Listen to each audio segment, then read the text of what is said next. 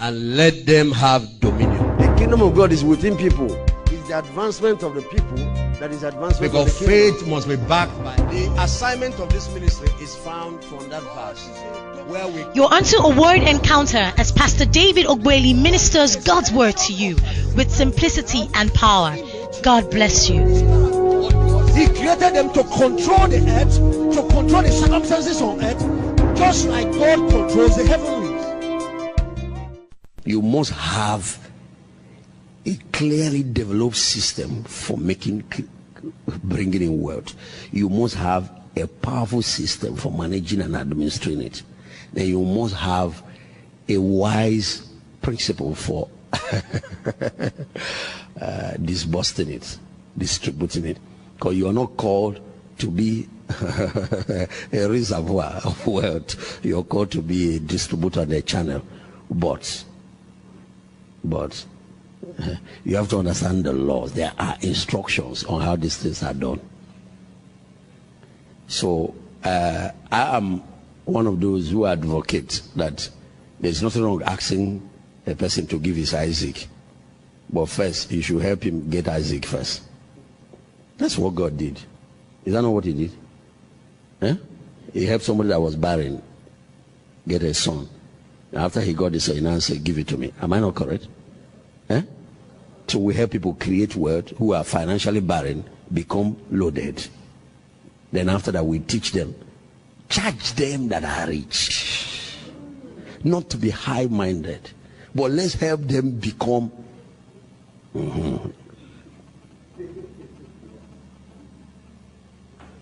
I saw it, what he did in Egypt. He gave them a system that collected the wealth of Egypt. Then in the wilderness, he said, bring some of it to build me a house. I saw it when they needed to rebuild Solomon's temple after a Babylonian captivity. He taught them how to go and work and get the money. That's what Prophet Haggai did. Because people that just came out of oppression, they don't have the money. But he gave them favor. They also left with the wealth of Babylon. Ezra and Nehemiah all got favor with the king like Moses, and they pulled some wealth over, and then he said, build me the house.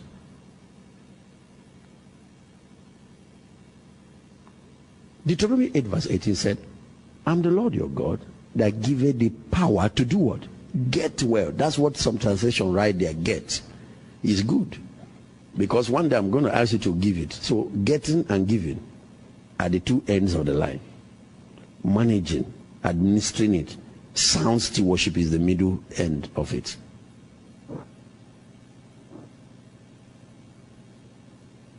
Getting and giving, the mouth and the anus, or the exit. Then managing, you will notice that your stomach doesn't flush out everything it gets. Am I correct? If it happens, you say you are having running stomach, they will need to give you drug. Some of you, your expenses are higher than your income. You urinate more than the water you drink. That's why you're having kidney failure. You excrete more than the food you have taken. That's why you are where you are. Bible says when wealth increases, they also increase the mouth that swallows. Parkinson law is in the Bible. It's Proverbs. You know, they discuss on this and put their label on it. Wealth increases.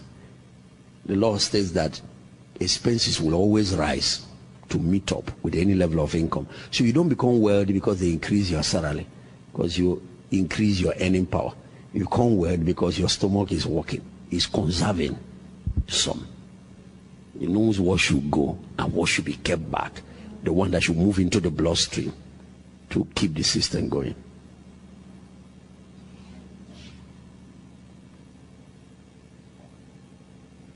Now, in Deuteronomy 28, there is a principle there which I want to do so I can close this book and give you 5 things to go home with, which I believe you should write down. Because I call it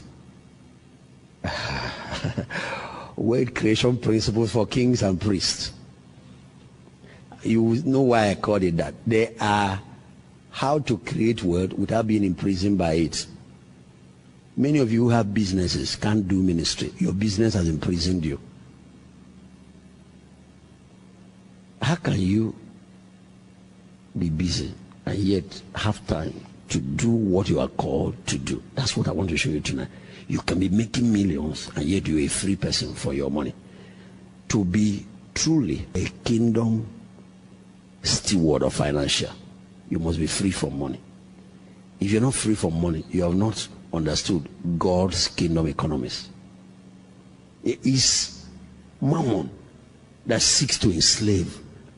Money makes a bad master and makes a good servant. To be able to have dominion over wealth, you must keep it at the level of slave and servant. If that's not what is happening, you are losing control, you are losing dominion. And if money does not submit to you, society won't. There are those who have built great businesses like Bill Gates, and Bill Gates telling you, I want to retire, and they have a lot of time to deal with foundation, social. That's the Bill Gates operating at the last level. A time should come when you are completely retired like God from all the things you created and made, because you have raised powerful people like Adam, who you have dedicated it, handed it over to, and then you are free to be a God to creation, not tied down by famine, because you have to come to the Garden of Eden to pour water and flowers. You have to run down because one goat is having baby. You create the things you have created have become your prison. Everything you build, you must conclude it like Christ. Sit down at my right hand till I make your enemy your foot. You must also enter your Sabbath day when you can say, blessed be the Lord who giveth to his servant sleep. He said he giveth to his beloved sleep. It's vain to wake up early, labor, eat the bread of sorrow. That's not how God designed this thing. Jump taught mainland till one day boss almost tumbled. Is that you say, praise the Lord, brethren. We almost fell inside, but God intervened. Is that how your life is? Your whole life on that lane, drained of life. You have not started living, no? The master of the world of commerce or economists is still holding you hostage. Mammon, see, messing up your life. You must be free to pursue your destiny. You have to understand this thing.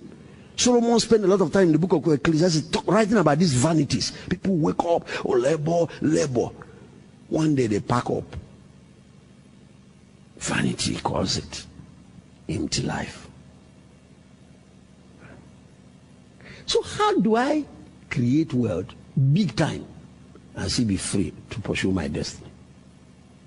But just before I do that, I said in Deuteronomy 28 verse 11, the Lord will grant you plenty of goods in the fruit of your body, in the increase of your livestock, in the produce of your ground, in the land which the Lord swore to your fathers to give you. You must understand how to tap into covenant wealth. That's why you must understand tithing and other things that connect you to grace. Don't just operate on the channel of labor. Combine labor with grace. There are those who have just learned how to toil. There is no grace in that area. It's like a minister who has no anointing. Ministry will kill you.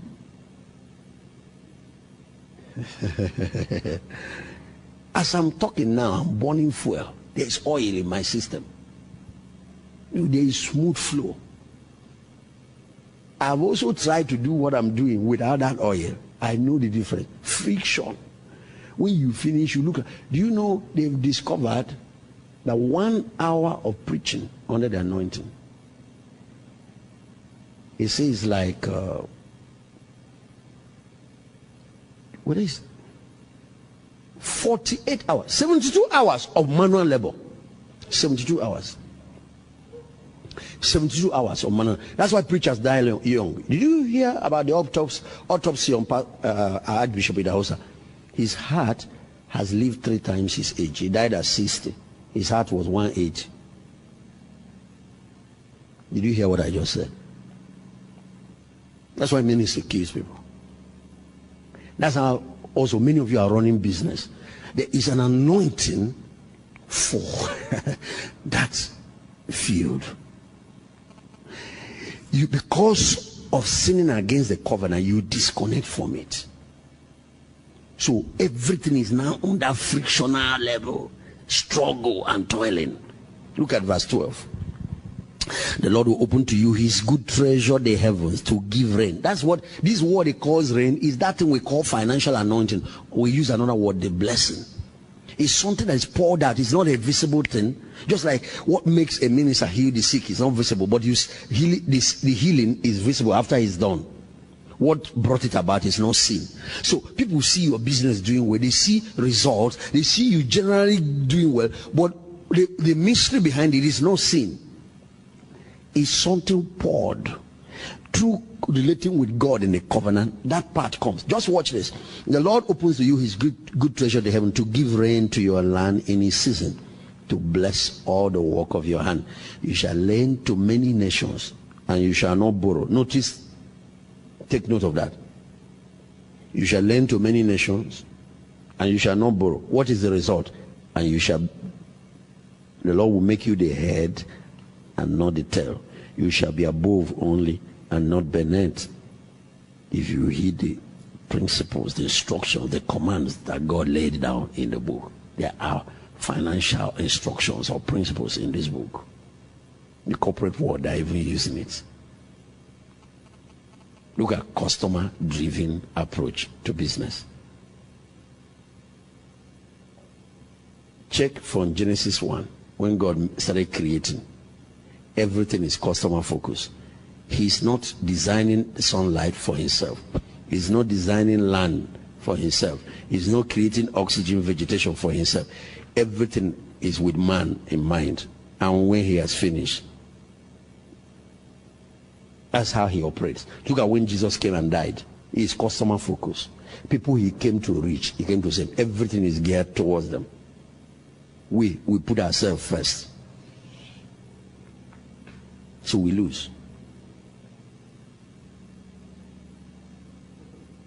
We lose.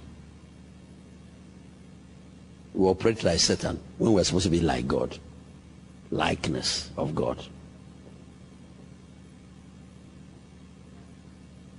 We carry God's image, but we get Satan's software and work with it. The corporate world have stolen many of these things that he's saying you should hearken and obey. It's obedience in finances, not obedience in prayer, that creates wealth. There are financial instructions, and you have to become financially literate. You have to learn financial wisdom.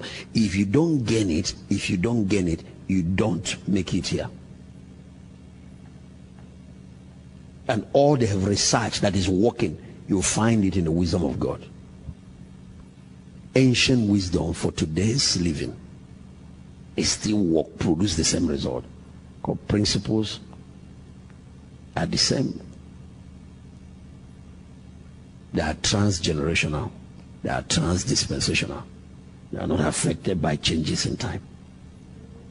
With all your innovations into the 1st century, has it affected gravity? Has it affected friction?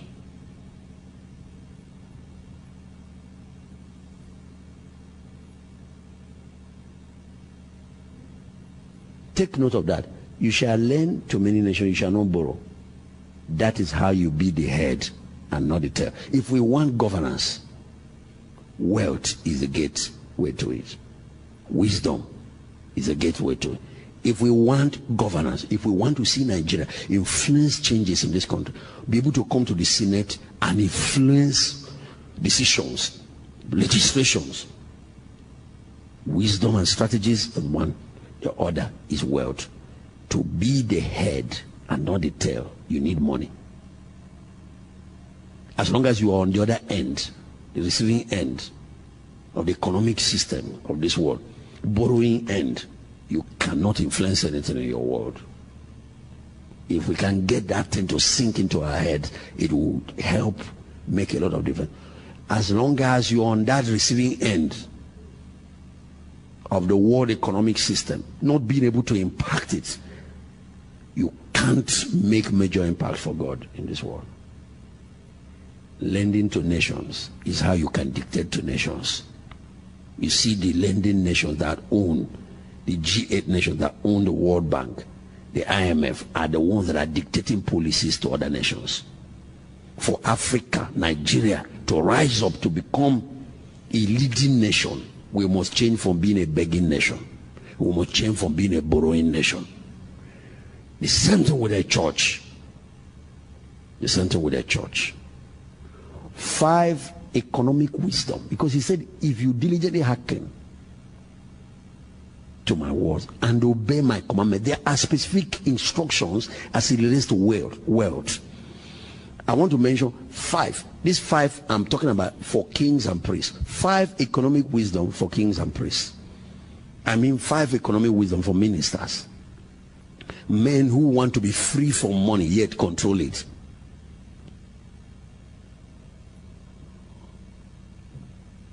Number 1. How many of you want to know? We'll end there. We'll get into explanation later. Number 1. Don't work for money. Make money work for you. Simple. He's there. He's been there since for years. It's been one of the deadliest economic wisdom of this book. The rich don't work for money. The poor spend all their life working for money. And the most amazing thing is that they waste their life, which is more important than the money. The rich don't work for money. They make their money work for them.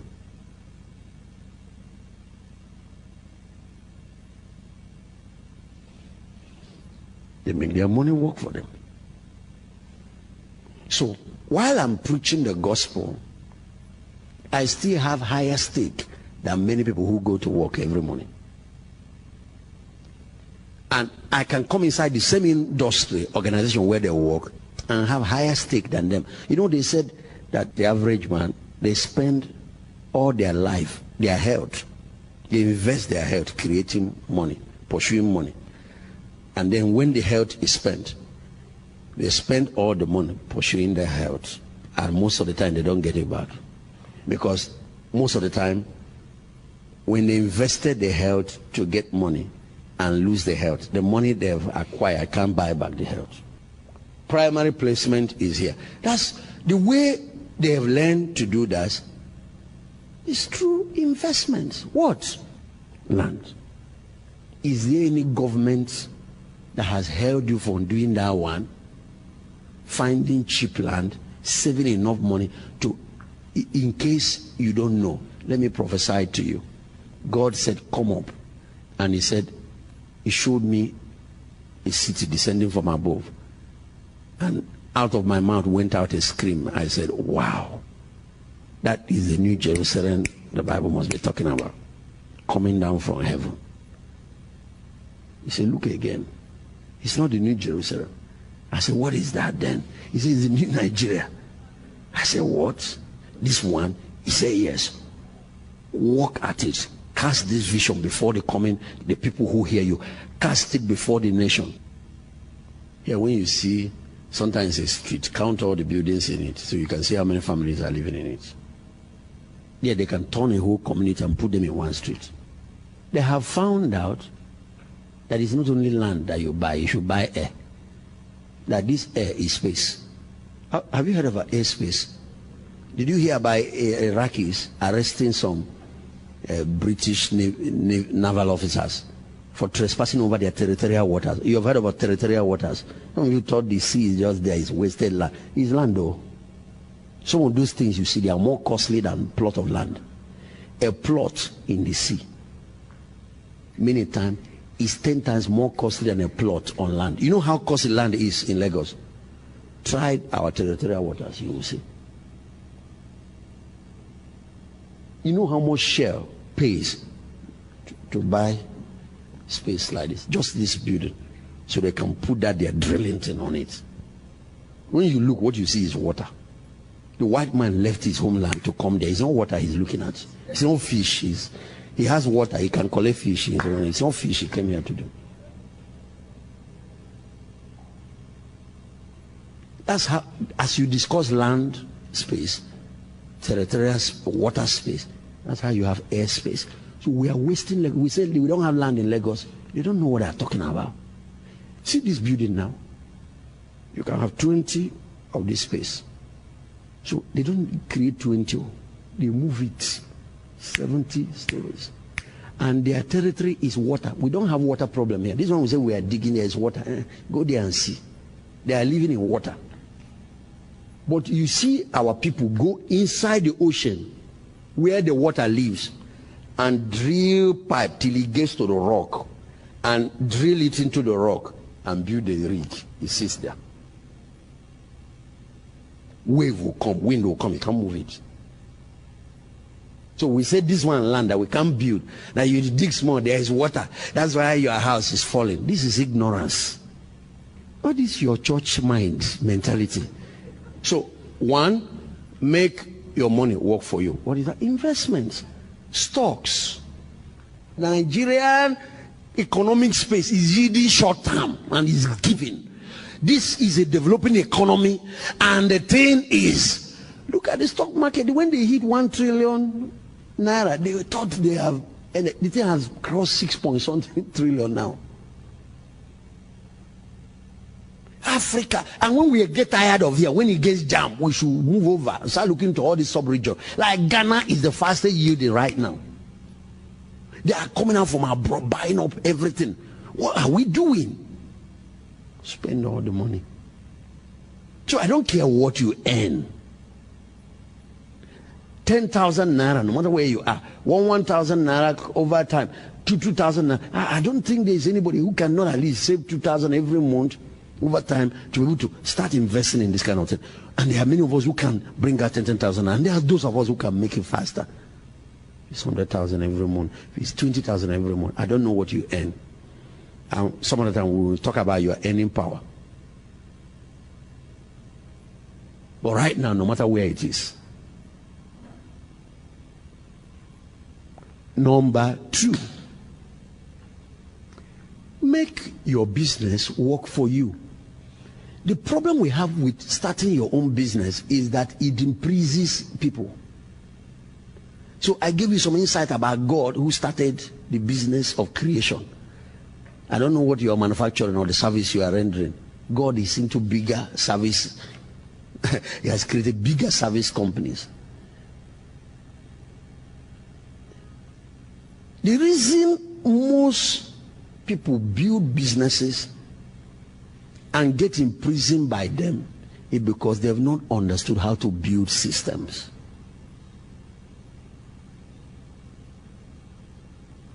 And the second thing is that they have not understood how to empower other people. Disciple, if you want to use that word, to develop other people to your own level of competence and capacity. So they are not able to enter into their rest. They left working for somebody to create their own business, and now they are still working for somebody, even if it's for themselves, and it's the same problem that you are facing. They can't find time for themselves. They can't ever, the same problem when he was working for PZ, or when he was working for MTM, it's the same problem he has created for himself. The amazing thing that this time around, when he was working for somebody, was easier. At least they release you by 6 or 9. Now, they think refuses to release you at all. So your dream to become economically independent becomes your nightmare. You see, with or without Adam, the seed reproduce. Day and night is going on. These are systems. The land and sea breezes are working. Then finally you bring in somebody you have fully developed to govern it all. So that's why that lawyer sets up one chamber. He can't become the governor now, because if he goes to politics, his chamber dies by the time he returns from politics. Because where he went, the life of the business disappeared. He didn't mentor.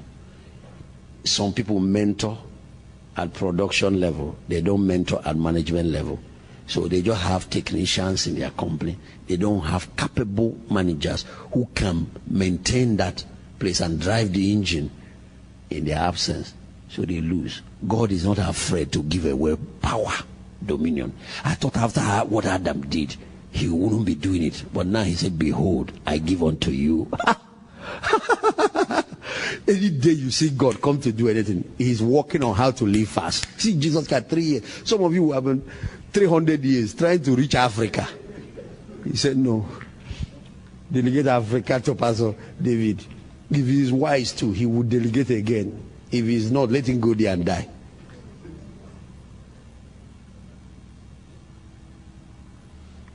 That's how you make your business work for you. We'll get into the details because you will see what is the problem and what is the solution. Yeah. Third way. So as you see me as a pastor, you build companies, build some things. The man that has learned to make his business work for him have learned not to be the only one that will eat the profits. Has learned the secret of collaboration. You see some of these public companies, people build companies and finally sell the company to the public. Some sell partially and retain some. When you want too much control, when you want sole ownership, you end up a sole proprietorship, sole proprietor, and you will pay that a great price for that business you built. It will punish you more than when you were working. He said, go and preach deliverance to the captives. Economic captivity is one of the worst. I have studied the problems of this country. The greatest problem of Nigerians is what? Poverty. It's not politicians. Poverty. If that yoke is not broken off your neck, you make heaven with bended back. Number 3, learn how to make other people's brain work for you. Other people's ideas work for you. Other people's knowledge work for you. Other people's information. Stop trying to research everything. Many things have been researched. Gather it. Oh my God. The rich works on learning. The poor works on earning. See the difference between the rich and the poor. The poor works to earn, the rich works to learn. The poor works for money, the rich works to learn. Did you hear what I just said? The poor works on earning, the rich works on learning. Let me give you the difference, what I said. The rich has understood that intellectual capital is the real capital for wealth. That's what Solomon meant when he said wisdom is the capital thing, is the with all you are getting, get it. So they pay any price for wisdom. Why the poor is interested in earning? When the rich train their children. Okay, let's start with the poor. When the poor train their children, they train them to go to school and be smart, feed their head with knowledge. When the rich trains their children, they train them to employ those smart ones. They train them that head book knowledge or head knowledge doesn't mean anything. That it's not coming out with first class. Because once your mind has been programmed for employment, that becomes your burden. How to put a lot of things in your head so you can dump it for your professor. The rich train their children. That's not the point. That out there in the real world, it is creative wisdom that matters. You see the mystery. Over 10 billion pages are available on the internet, all carrying information. Intellectual capital is not expanding your head with those information. Intellectual capital, like when you talk about the intellectual capital of a nation, is the combined wealth of wisdom of that nation. It is deployable knowledge that can be used to create solutions to life problems. In other words, internet is filled with all kinds of information. But somebody else has the wisdom to sieve it, deploy it. Those are raw materials. To synthesize those things into solutions. Oh. Wisdom is not information. Wisdom is solutions. Information doesn't make you wealthy. Synthesizing solutions out of information, because what people pay for is solutions. Solution is value. Capital is not money. Ideas are capitals. When you have moved to that realm where you can, for example, look at what I'm do you know somebody can sit there and gather the same information I'm gathering.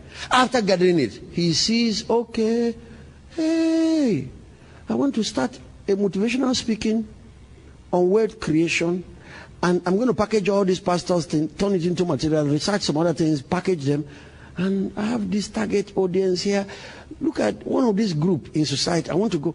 You see, all of us gather the information. That man has synthesized a solution. The same raw material. Nigeria will move to another level when we start creating this kind of capital.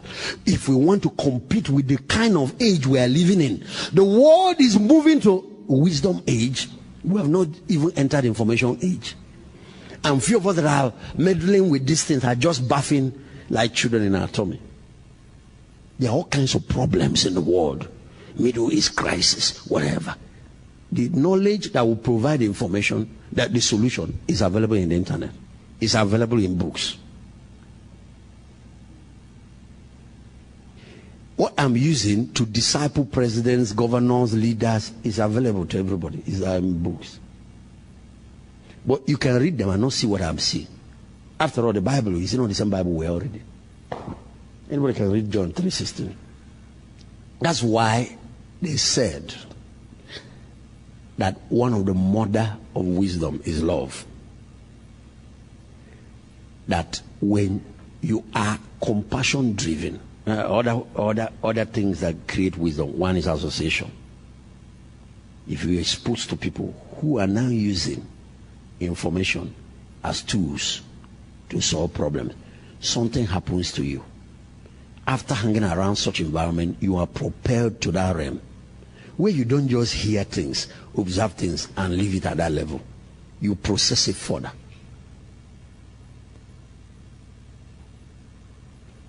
You have an intellectual stomach that processes that thing into finished product. Do you know if you want to publish books, which is one way to package some of this, all the books you want to write that have been written in the internet, just to have the wisdom to go and research it, isolate them, organize them well, and make it easy for people. Because telling these 140 million in Nigeria to go to the internet and start, you're wasting your time. There are many who don't have that, whatever, who don't have, even with it, with internet available, then there are many who don't even have the access to it. And you package it. No matter where we drive the internet, if we like, let's put 100 trillion pages of information there, books will still be selling. And put it in that way that people can easily have it. Look at and pick the things. So that man that has internet as a source or other materials, but has his business as consulting or as motivational speaking, has wisdom. Somebody gave an illustration between wisdom and knowledge. He said a man died and left 17 camels in the Middle East. He's an Iraqi man, say, Baghdad.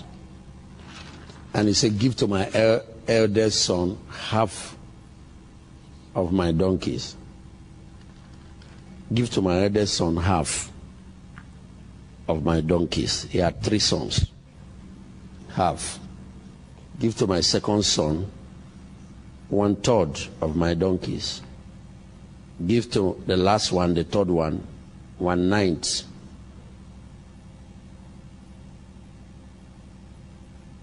And all he had was 17. So they tried to share 17 donkeys between 3 brothers. One will have half. One will have 1/3. One will have 1/9. They tried to get half of 17. It didn't work. That means with 1 donkey be shared into 2.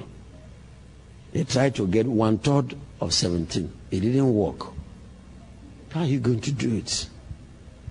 Okay, they tried to get 1/9 of 17. It didn't work. They tried. And there was quite a... These people went to school. They learned mathematics. They did everything. But they tried to share their fathers where they couldn't. Want to see the difference between knowledge? One has knowledge. Then an old wise man, that was a wise man, was traveling on his own donkey and met these young kids crying, confused, arguing among themselves, adding and minusing, and they couldn't, and they were frustrated. What kind of problem is this? And then they were telling the one that has half, maybe you should let go of one fully. So that the other one, he said, no, it's what my father, my inheritance. I must have my inheritance. And those kind of old man got there. I asked him, what is the problem? They told him. He said, your own is half. He said, yes. 1/3. He said, yes. 1/9. He said, yes. And the whole donkeys are how many? He counted 17. He said, is that a problem? It's not a big problem. I can solve the problem for you. He said, sir, we'll be very grateful. He said, simple secret. Take my own donkey, add. It will be 18, then share it. They said, no, but you are still making a long journey. How are you going to finish your journey? He said, don't worry. I'm not complaining.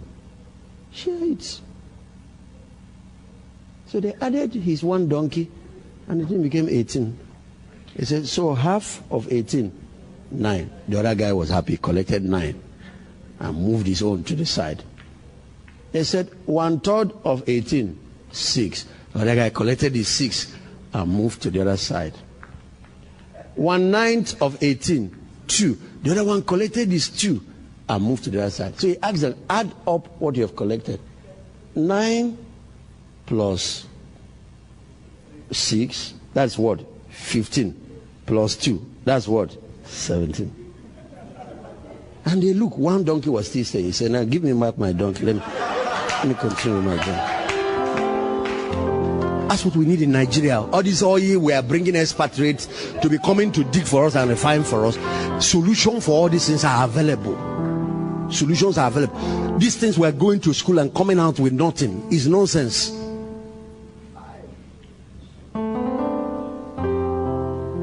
And you don't have to manufacture the knowledge. All you have to do is to manufacture the solutions from the knowledge. It just takes thinking. It just takes meditation. It just takes exposure to practical problems. Then the things you've been acquiring in DLI will start coming back to you in new ways. That one day you will come back and say, Pastor, I need to share something with you. Sure, you read Deuteronomy 28 the other time. Yes, that scripture, there is something I just saw. Those who will not get involved in solving problems will never move to that 3rd level. They will die with information that didn't benefit them. Those of us who are solving problems are the ones that are making millions. We're making from government, we're making from people, we're making from companies, we're making from... If not, tell me. Blessed be the Lord God Almighty, who was and is to come.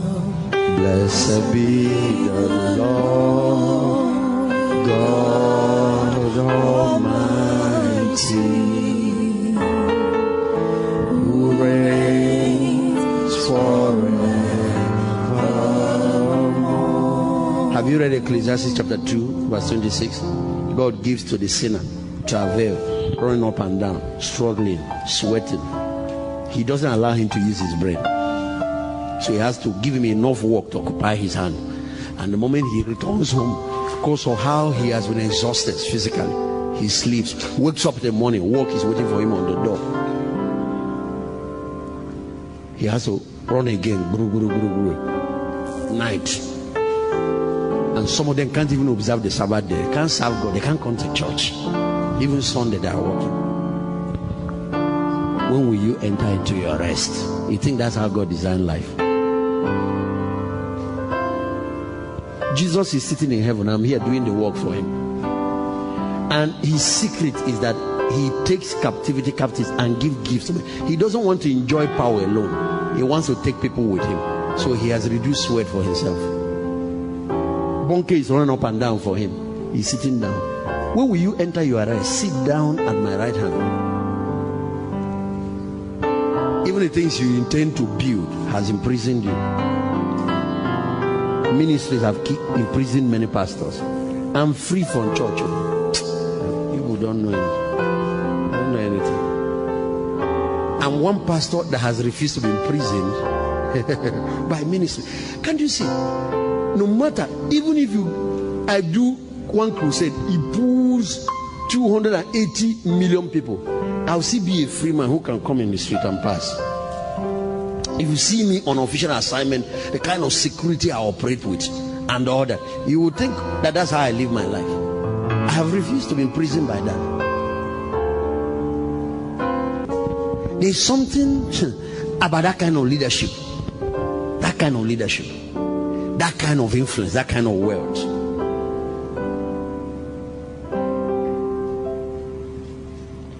This Jesus still does follow up. The day he once appeared to Prof, he just enter your house. There's no board meeting that is breaking his head. He has time to do recruitment. He looks at China, he sees a need, just comes, start showing somebody pictures 2 times, give him a future and recruit him. Has time to do interviews, has time to invest in building and strengthening those he has called. Lift up your hands and say, Father, wisdom with wealth. I enter into this next level of my life. I've stayed in Christianity. I have come through salvation. I've come through discipleship. Now, Lord, as a son, I'm coming of age. You are bringing knowledge, teachings that are maturing me very fast. I now ask for my inheritance. The inheritance of wealth, economic power, the inheritance of intellectual power, the inheritance of societal influence.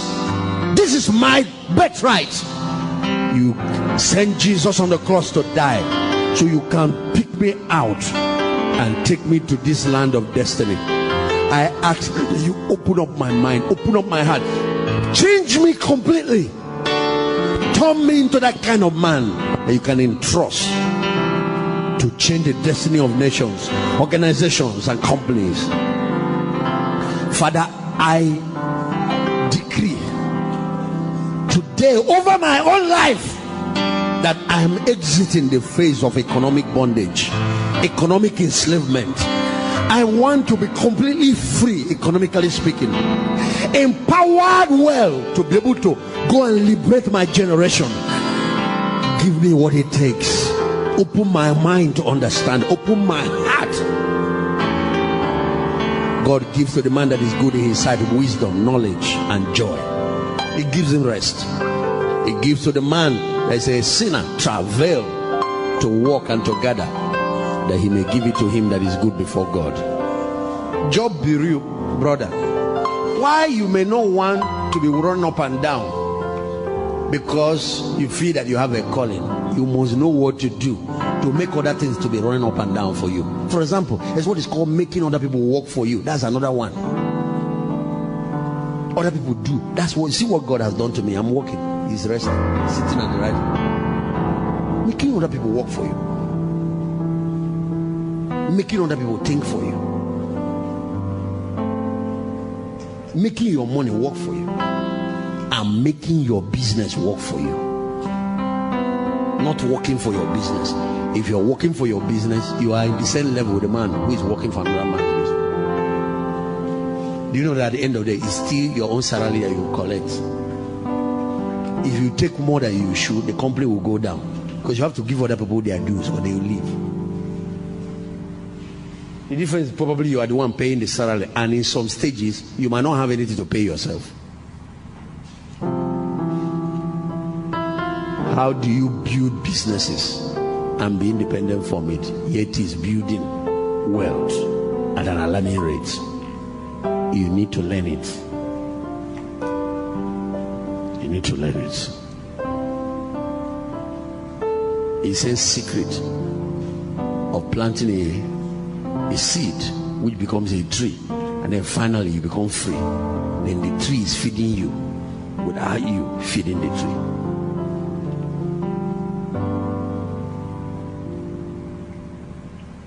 Lift up your hands. Father,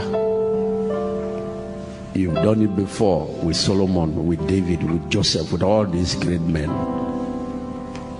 Do it again here. Take for yourself men and women here and use them to demonstrate your wisdom, which is the ultimate wisdom, which is ultimate intelligence. Use them to show forth your manifold wisdom in this age.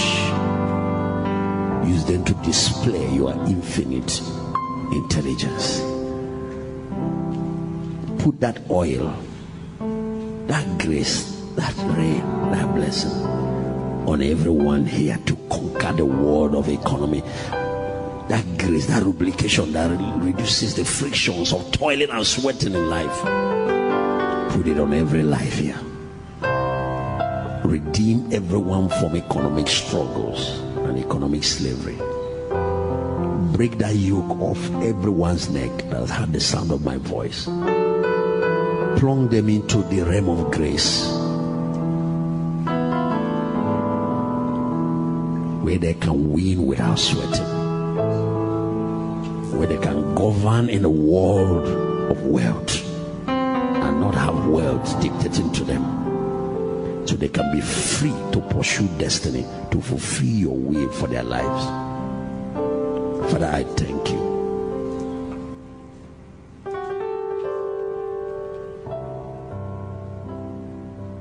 You know, one word I speak over your life. I want to decree a jubilee for you tonight. An end to economic slavery in every form of it. An end to economic struggles in the name of Jesus Christ. May God, through the supernatural grace that he gives and through his wisdom, launch you into that new era of rest, financial rest, where you'll be walking, yet he will not be telling, where things will be happening with the little efforts that you make because of how strategic they are. Father, I thank you. I give you praise. Bring us into that realm of maturity where we can manage the resources of this nation for you, even the resources of this continent. Blessed be to your name. In Jesus' name. White man will not come from abroad to harness and manage and take again the resources of Africa. We will not let that be. Church must wake up, and this is our time to do it. Have you been impacted by this message? Please share your experience with Pastor David Ogbueli. Email address dominionimagemedia@yahoo.com or call 017926879, 0803-435-7959, 0803-590-9900.